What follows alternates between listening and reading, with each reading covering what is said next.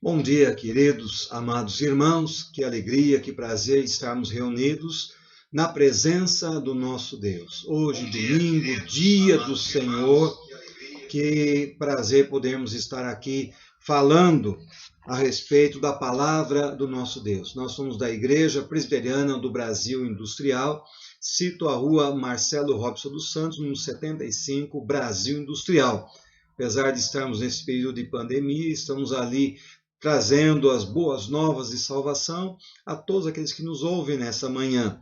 E quando esse período passar, com certeza será um prazer imenso recebê-lo aqui em nossa comunidade. Nessa manhã, gostaria de deixar um texto bíblico aqui no Salmo 89. Cantarei para sempre as tuas misericórdias, ó Senhor.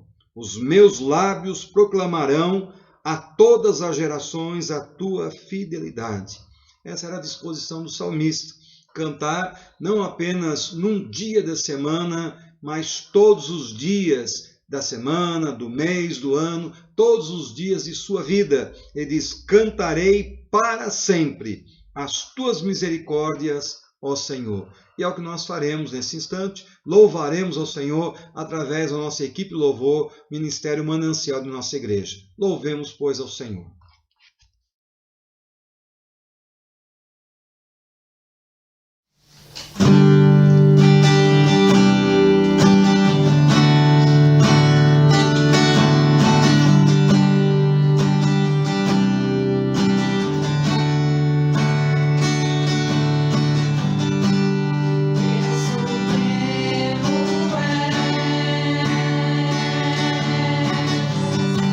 Soberano.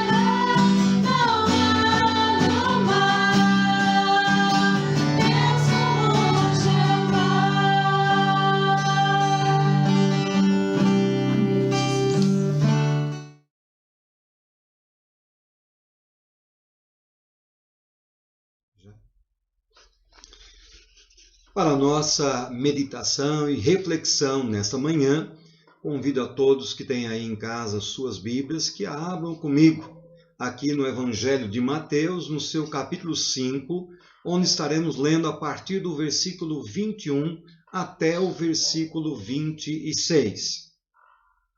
Ouvistes que foi dito aos antigos: não matarás, e quem matar estará sujeito a julgamento.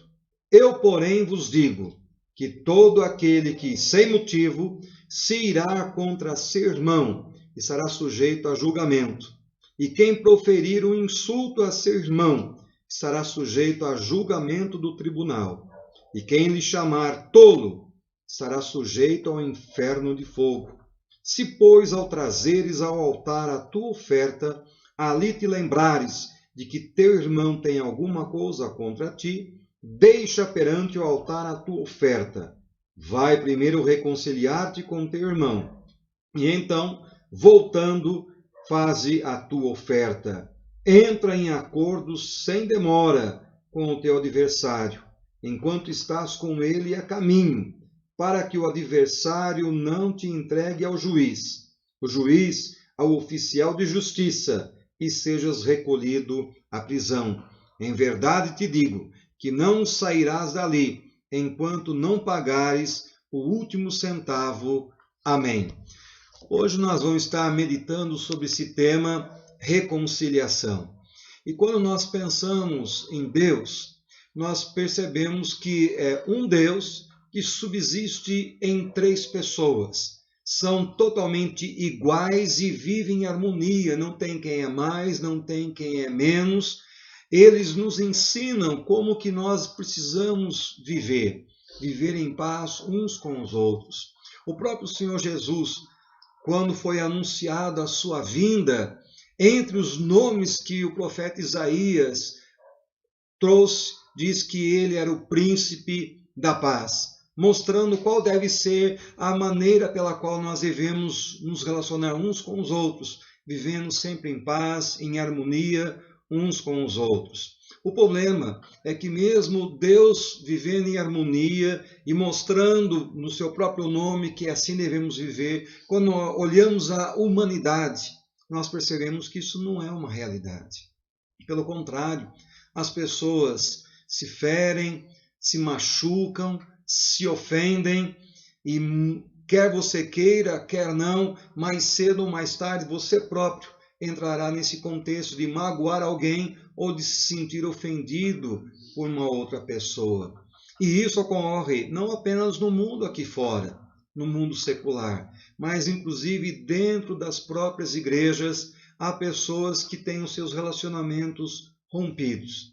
E o pior de tudo é que, mesmo conhecendo o Evangelho, mesmo já tendo tido um encontro com o Senhor Jesus, nem sempre as mesmas estão dispostas a colocar em prática esse ensinamento que o Senhor Jesus profere aqui no Sermão da Montanha. Para o Evangelho, o que nós encontramos? Se você mantém ou guarda aqui no coração a ira, se você mantém inimizade com outras pessoas, se você armazena o ódio na alma, esse ressentimento, essa raiz de amargura, enfim, se você quebrou um relacionamento fraterno e não está disposto a reatar com aquela pessoa, nisso você está cometendo pecado. Nisso você está quebrando a lei do Senhor e está em falta não apenas com o seu próximo, mas você está em falta com Deus. E isso traz consequências terríveis, porque vamos pensar um pouquinho. Quais são as consequências dentro desse ambiente de igreja, onde existem várias pessoas, várias famílias se reunindo? Se entre elas não houver paz, não houver um bom relacionamento, se não conseguem viver em harmonia, que coisa terrível isso seria dentro de uma igreja. E como que isso afeta o nosso relacionamento com Deus? De uma forma gigantesca, porque quando você não consegue viver bem na horizontal, você não consegue viver bem na vertical. Se você não vive bem com as pessoas, muito menos você vai viver bem com o nosso Deus. Agora pense num contexto de fora da igreja. pessoas que não conhecem a Deus olhando para a sua vida. Você que diz que ama a Deus, mas vive em desarmonia com o próximo, isso pega muito mal, um testemunho fica fragilizado e nós não conseguimos colocar em prática aquilo que o Evangelho ensina, que nós devemos viver como súditos do reino. Então, nesse texto, Jesus nos apresenta lições preciosíssimas que eu gostaria de repartir com você. Pelo menos 3 lições preciosas. Antes, porém, vamos analisar um pouquinho o texto que servirá de base para a nossa meditação nessa manhã. Esse texto ele faz parte daquilo que nós chamamos do Sermão do Monte. Quais são os capítulos que envolvem o Sermão do Monte?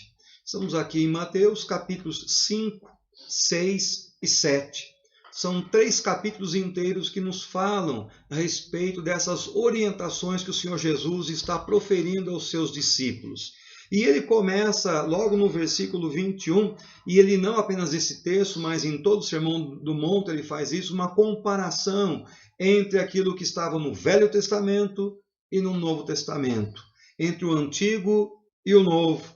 Ele diz, ouvistes o que foi dito aos antigos, não matarás, e quem matar será sujeito a julgamento. Eu, porém, vos digo... E aqui, então, você percebe já nessa análise do texto que ele faz uma comparação entre o Antigo Testamento e o Novo Testamento. E ele diz aqui já no versículo 21, eu, porém, vos digo que todo aquele que sem motivo se irá contra o seu irmão será sujeito a julgamento. Nesse sentido, ele está falando sobre a quebra do 6º mandamento. Porque no Velho Testamento se dizia lá o 6º mandamento do Decálogo, não matarás. E agora, no Novo Testamento, ele está comentando sobre esse episódio e ele diz que quando você armazena o ódio, a ira, a raiz de amargura, qualquer coisa, isso é uma raiz do pecado que está aí na sua vida e mais cedo ou mais tarde isso vai crescer, vai desabrochar e o fruto, quer você queira, quer não, pode ser o assassinato. Por isso que Jesus está condenando essa prática e está nos orientando como se deve viver agora no Novo Testamento diante dessa nova lei. No versículo 22, ele nos mostra 3 maneiras pela qual você pode quebrar esse mandamento. Observe que diz aqui o versículo 22. Eu, porém, vos digo que todo aquele que sem motivo, primeiro, se irá contra seu irmão, será sujeito a julgamento. Segundo, quem proferir um insulto a seu irmão, será sujeito a julgamento do tribunal. Terceiro, e quem lhe chamar tolo, estará sujeito ao inferno de fogo.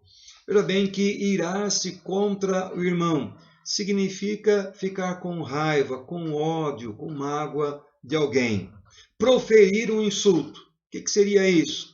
Na época bíblica, os judeus costumavam fazer isso com os gentios e com outras pessoas. Significava considerar o outro como sendo um desmiolado, uma pessoa que tem a cabeça vazia, uma cabeça oca, uma cabeça que não consegue pensar.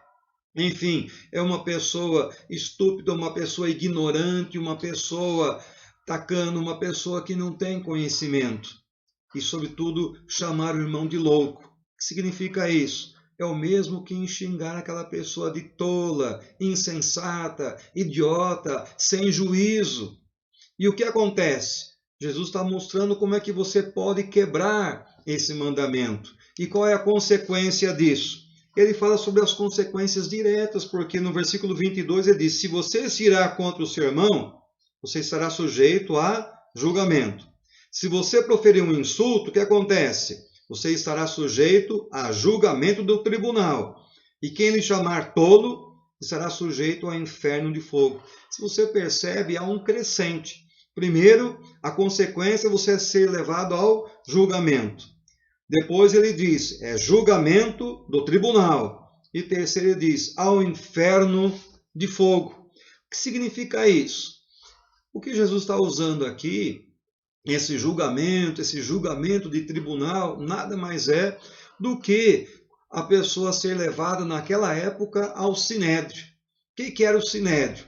Era aquele grupo de pessoas religiosas que na época do Senhor Jesus o julgaram.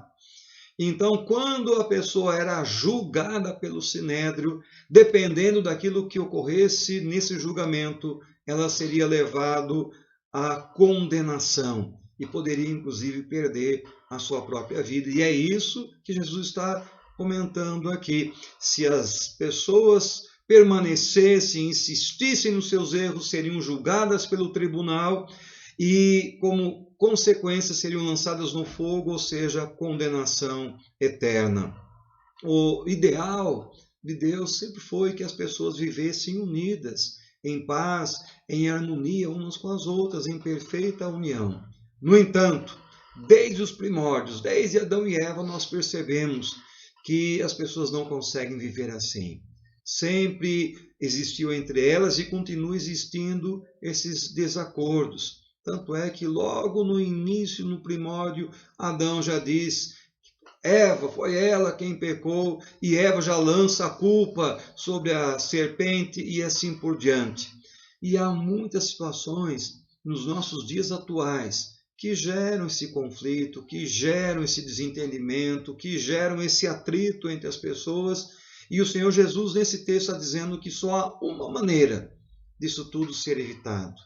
A única maneira que ele propõe é através da reconciliação. É a pessoa reconhecer o seu erro, procurar a pessoa que foi ofendida e com ela estabelecer a paz. E é sobre isso que nós gostaríamos de falar nessa manhã. 3 coisinhas que eu creio que são muito importantes e que se encontram aqui no texto. Nossa ideia não é esgotarmos a matéria, é apenas levantarmos alguns pontos para que você possa refletir, meditar e tomar alguma decisão. Mas o primeiro ponto que eu gostaria de refletir com você é o seguinte: reconciliação é um mandamento divino. E se é um mandamento divino, nós precisamos colocar em prática. Ele começa o texto dizendo no versículo 21, ouvistes que foi dito aos antigos, não matarás, e quem matar estará sujeito a julgamento. E agora o Senhor, ele aprofunda esta mensagem, mostrando que você não pode matar e não precisa nem chegar a isso. Às vezes, com a própria palavra, você já está assassinando, entre aspas, aquela outra pessoa. E muita gente tem desobedecido a Deus quando não acata esse mandamento divino. Ah, mas eu não estou matando ninguém. Sim, às vezes nós não chegamos a esse extremo, mas o mandamento divino aqui é exatamente para a reconciliação, é para você buscar o perdão e estar em paz com outra pessoa. Se muitos não estão quebrando aquele mandamento, estão quebrando esse da reconciliação. Por quê? Porque se você não perdoa, é o pecado da omissão. É aquilo que você deve fazer e você não está fazendo. Portanto, perdoar é um mandamento divino. Quem mantém inimizade ou desavença com alguém não pode considerar-se um cristão. Por quê? Porque não está adotando os princípios que o Senhor estabelece aos seus súditos nesse sermão da montanha. Como você pode dizer que você ama a Deus a quem não vê, se você não consegue amar a seu irmão que está diante de você e que você se encontra com ele dia após dia? Ou seja, não tem coerência. Então, para que você possa dizer que você faz parte do reino, que você é um súdito de Deus, esse mandamento precisa ser colocado em prática na sua vida. Infelizmente, percebe-se que muitas pessoas não conseguem viver assim. Elas estão desobedecendo esse mandamento divino. Na vida secular, isso é muito comum, mas dentro da própria igreja, às vezes nós encontramos pessoas que se dizem cristãs, que se dizem terem nascido de novo, que já se encontraram com o Senhor Jesus, mas ainda assim, lá no íntimo, lá no coração, ainda guarda mágoa, raiz de amargura, ressentimento ou coisas parecidas. Às vezes a pessoa está mais preocupada em manter seu cargo, seu status, a sua função dentro da igreja e tenta manter aquelas aparências, mas lá no íntimo está ainda quebrando pela omissão esse mandamento que o Senhor estabelece. Portanto, isso prejudica, essa desobediência prejudica o crescimento da igreja, quer seja no aspecto qualitativo, bem como quantitativo. E o que é pior, você dessa maneira jamais conseguirá agradar ao Senhor. Portanto, em primeiro lugar, o texto deixa bem claro que a reconciliação é um mandamento divino. Eu e você precisamos colocar em prática, e se nós não colocamos em prática, a omissão não deixa de ser pecado. É um pecado e que prejudica a igreja, prejudica a nossa vida, o nosso relacionamento com Deus. Em segundo lugar, se você olhar o versículo 23, ele diz: se, pois, ao trazeres ao altar a tua oferta, ali te lembrares de que teu irmão tem alguma coisa contra ti, deixa perante o altar a tua oferta. Vai primeiro reconciliar-te com teu irmão, e então, voltando, faze a tua oferta. A segunda lição que nós podemos aprender desse texto é que a reconciliação ela é uma condição para que o nosso culto a Deus seja aceitável. Veja bem que o culto é um grande privilégio que nós, como servos, como súditos do reino, nós temos. De nos relacionarmos diretamente com Deus, de falarmos com Ele, de adorarmos ao Senhor na beleza de sua santidade. No entanto, o culto e a oferta do discípulo só tem significado e valor se você mantém um bom relacionamento com seus irmãos. E é o que o Senhor Jesus está dizendo aqui, ó. Se, pois, ao trazeres ao altar a tua oferta, ali te lembrares de que teu irmão tem alguma coisa contra ti, deixa perante o altar a tua oferta, vai primeiro reconciliar-te com teu irmão, e então, voltando, faze a tua oferta.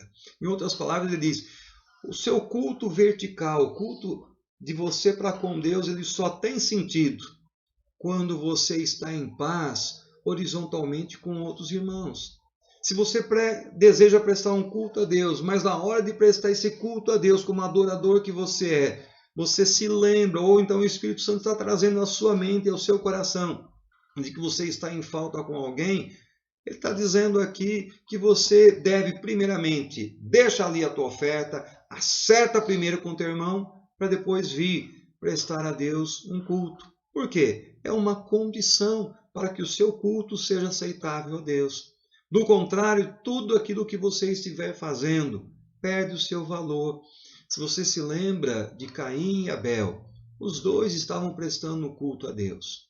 Só que Caim trazia lá no coração a mágoa, o ressentimento, a revolta contra o seu irmão Abel. E mesmo ele prestando ali o seu culto, a Bíblia diz que Deus não aceitou. Por quê? Porque o coração dele estava impuro. E é exatamente isso que Jesus está nos ensinando aqui nesse texto. A Bíblia menciona que Deus está mais interessado na misericórdia do que em sacrifícios. O que Ele deseja é que nós coloquemos em prática isso que Ele tem ensinado em Sua palavra.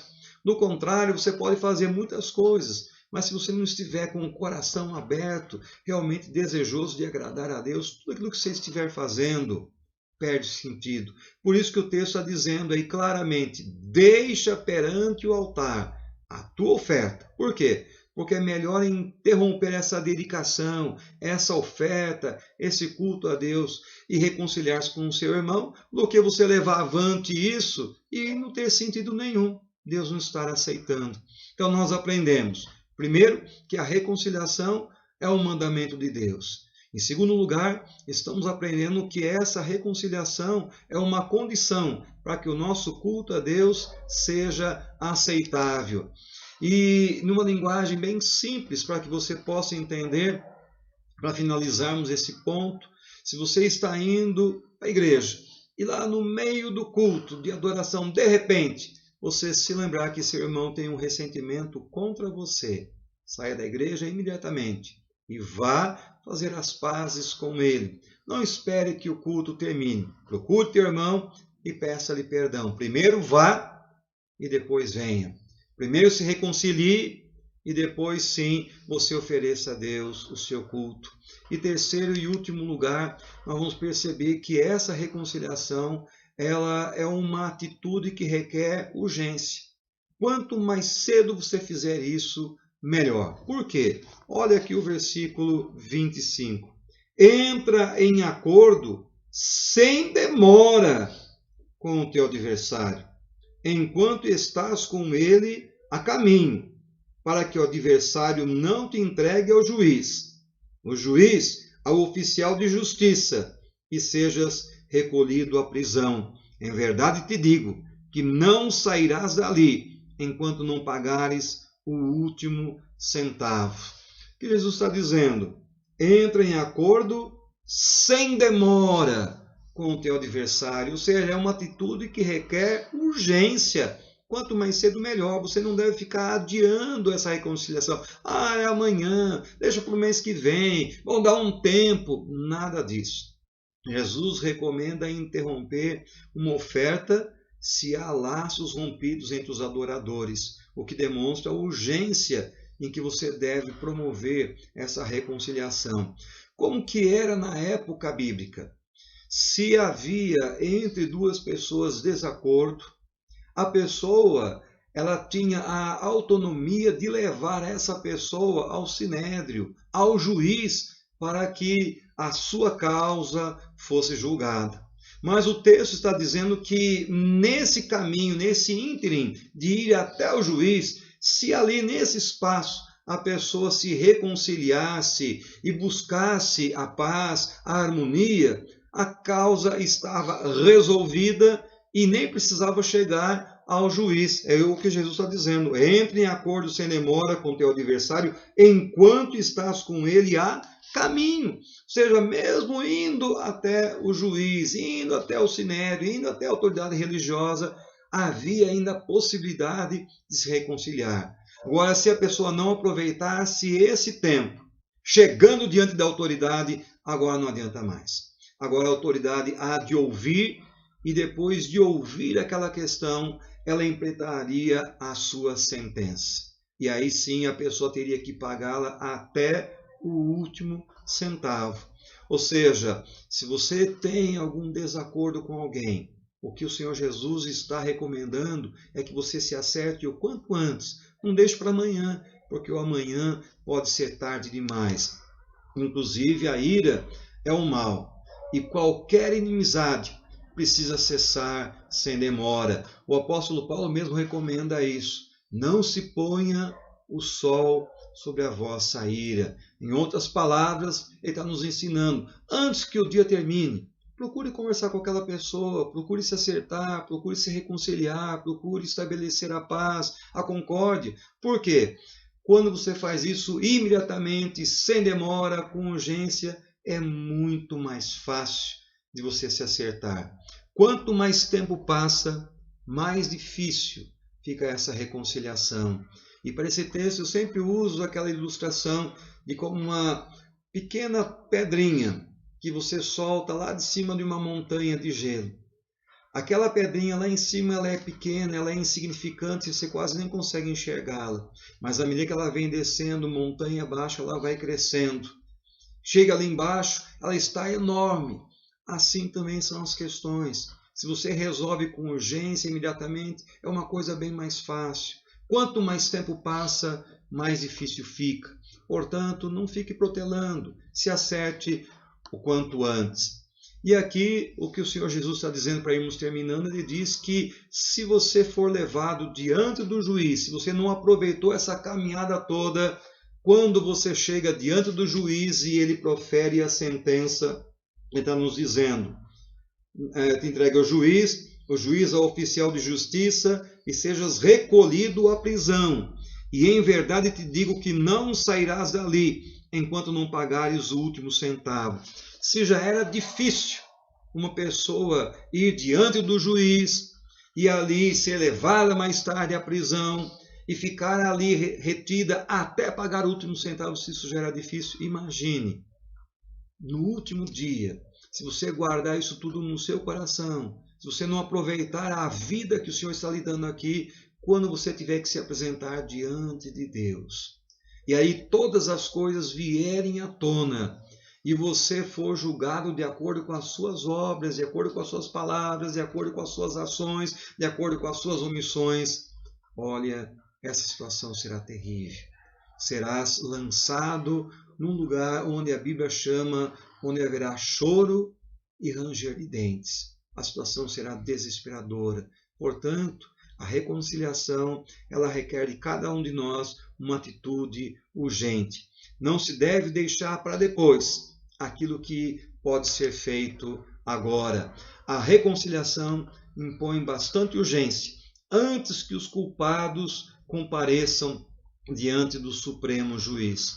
Se porventura alguém mantém laços quebrados com alguém, procure com urgência e prove que a mensagem transformadora do Evangelho já alcançou seu coração.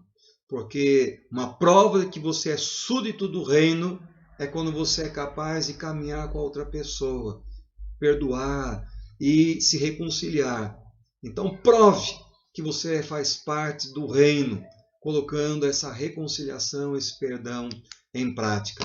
E é importante confirmar a aceitação da graça de Deus, que perdoa, que resgata, que transforma os nossos relacionamentos. E a Bíblia diz, para a gente terminar, que nós não podemos deixar nos vencer do mal, mas nós precisamos vencer o mal com o bem. Portanto, esta é a palavra que eu gostaria de deixar para você nessa manhã. O Senhor Jesus, ele começa comparando o Velho e o Novo Testamento. Ele mostra que o grande pecado que muitas pessoas têm cometido é o pecado da omissão, porque elas não conseguem perdoar, não conseguem se reconciliar. E isso atrapalha o nosso culto a Deus, atrapalha o desenvolvimento e o crescimento da igreja, quer seja qualitativo, quer seja quantitativo.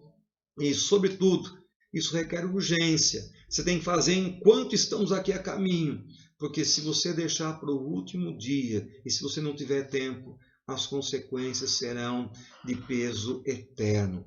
Portanto, que Deus te ajude, que Deus te capacite a se reconciliar, a viver em paz com todos, porque dessa forma nós vamos estar mostrando a todos que a graça do Senhor já alcançou o nosso coração. Essa graça que transforma vidas e que mostra que nós somos novas criaturas. Que Deus te ajude, que Deus te abençoe e que você continue a ser uma bênção na sua igreja, na sua casa, no seu trabalho, enfim, onde quer que você esteja.